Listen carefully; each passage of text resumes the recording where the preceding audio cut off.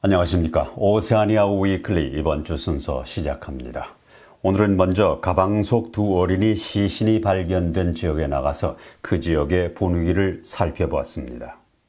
가방 속에서 발견된 두 어린이를 살해한 혐의를 받고 있는 여인이 한국에서 지난 15일 새벽에 체포됐다는 소식 많이 들으셨을 줄 믿습니다. 지금 저는 사건 발생 지역에 나와 있습니다. 이 지역 주민들은 그동안 많은 걱정을 했습니다마는 혐의자가 체포됐다는 소식을 듣고 안도하는 모습입니다. 맡겨놓은 물건을 3, 4년 동안 주인이 찾아가지 않았기 때문에 이 물건들을 경매에 붙여졌고 또 문제 가방을 사간 사람이 두 어린이의 시신을 발견한 것입니다. 뉴질랜드 경찰은 DNA 검사를 통해서 한국 사람이라는 것을 찾아냈고 또 한국 측에 연락을 해서 살해 혐의를 받고 있는 42살 여인을 지난 15일에 체포하게 됐습니다. 뉴질랜드 현지 미디어도 이 사건에 대해서 큰 관심을 가지고 보도하고 있고 한국인 부모들이 아이들을 어떻게 양육하느냐고 묻기도 했습니다. 뉴질랜드 현지인 친구를 둔 교민들은 이 사건과 관련해서 가족들을 아느냐, 이 사건을 어떻게 생각하느냐는 등의 질문을 많이 받아서 곤란한 적이 있다고 합니다. 한국인에 대한 안 좋은 인식을 가질까봐 또 좀 그런 것들이 이제 좀 걱정되는 것도 있고. 너무 끔찍한 일이죠. 상상할 수 없는 일이죠. 그 어린아이들이 그 죽음을 당했을 때 어떻게 했을까 하는 생각에 가슴이 너무너무 미어지고 아팠습니다. 이거는 반드시 밝혀내야 할 사항이라고 생각합니다. 세상에 젊은 사람이 어떻게 자기 자식을 그렇게 죽일 수 있나, 이건 제 생각으로는 도저히 이해할 수가 없는 그런 사건입니다. 영국의 주요 미디어인 The Times와 데일리 메일 등 영국 언론에서 뉴질랜드의 엘리자베스 2세 장례식에 참석하는 대표단의 소식을 크게 보도했습니다.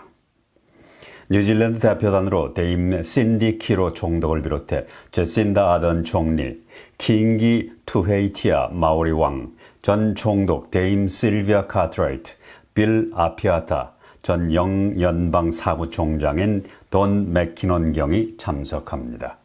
아던 총리는 이렇게 많은 대표단이 장례식에 참석하는 것은 여왕과 뉴질랜드와의 관계가 특별하다는 것을 증명하는 것이라고 말했습니다.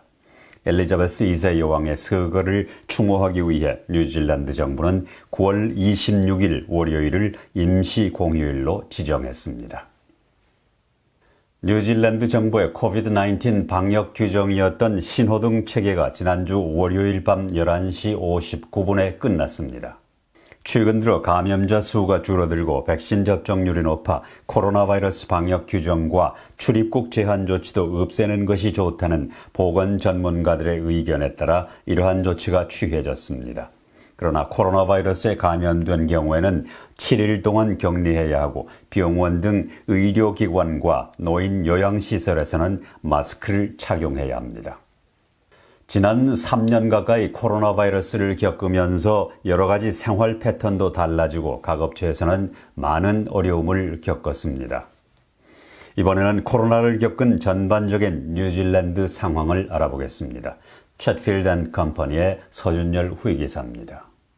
지난 2, 3년간 뉴질랜드 이제 그 관광 관련 비즈니스는 거의 제로에 가까웠다고 보시는 게 맞을 것 같고, 그렇다 보면은 한 수입이 한 20% 이상, 또 고용도 20% 이상이 지금 덜 됐다고 봐야 되죠. 그러니까 경기가 좋을 수는 없죠. 그 코로나 전하고 비교를 하면 대략 80에서 한 90% 그런 정도로 유지가 된다고 하는 게 보는 게 맞지 않나, 이제 그렇게 생각을 합니다. 그 코로나 전에는 비즈니스가 이 오클랜드 시내를 중심으로 이렇게 운영이 됐다고 보면, 이 코로나 사태 때는 어떤 일이 있었냐면 록다운이 시행을 하다 보니까 이쪽 그 사무실로 출근을 하는 사람들이 없게 된 겁니다.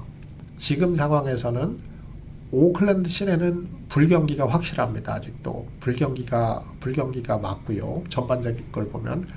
반대로 그 외곽 지역으로 가면 외곽 지역으로 가면은 코로나 대비해서 어느 정도는 유지가 된다. 코로나 전하고 대비해서도 한 80%, 90% 정도 유지가 된다는 그런 생각을 가지고 계신 분들이 많으신 것 같아요. 호주하고 비교를 한다 그러면 호주는 그런 뭐 이제 이민 정책이라든지 그런 부분들이 그 상황을 알고 이제 뭐 어떤 뭐 워크 비자라든지 이런 것들을 이제 더 빨리 또 오픈을 하려고 하는 경향이 있는 것 같습니다. 근데 반면에 뉴질랜드는 그것이 이제 아직까지는 호주에 비해서는 그 또 경쟁력 있는 그런 어떤 워크 비자라든지 그 이민 정책이 아직 뒷받침이 안 되는가 봐요. 그래서 이 뉴질랜드로 오려고 하는 뭐 저 워킹 홀러데이라든지 워크 비자를 신청하는 사람들 수가 많지는 않은 것 같습니다. 다음 주 이 시간에는 전반적인 인력난에 대한 얘기를 들어보겠습니다. 한유문화원과 뉴질랜드 교육부가 함께 펼치고 있는 리딩 투게더 워크숍 두 번째 순서가 펼쳐졌습니다. 그동안 달라진 것은 어떤 것이 있는지 보여드립니다.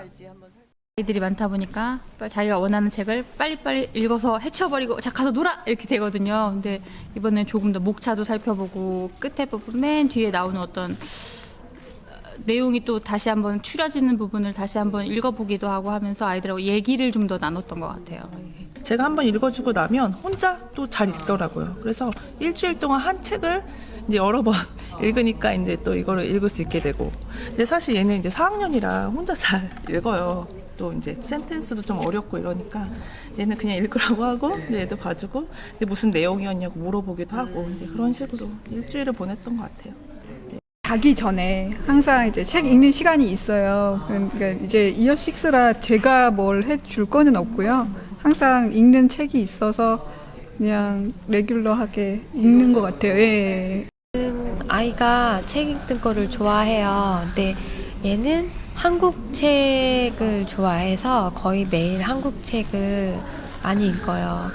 그래서 지난주에는 혼자 늘 그렇듯이 책을 혼자 많이 읽었고요. 근데 아직은 영어 책은 좀 제가 도와줘야 되는데 지난주에는 좀 그런 부분을 못 도와줬어요. 그래가지고 Baby bear has no toys. Let's get toys for baby bear. Yes. 미국에 본사를 두고 있는 코스트코 백화점이 오는 28일 오클랜드 웨스트게이트에서 뉴질랜드 첫 매장을 엽니다.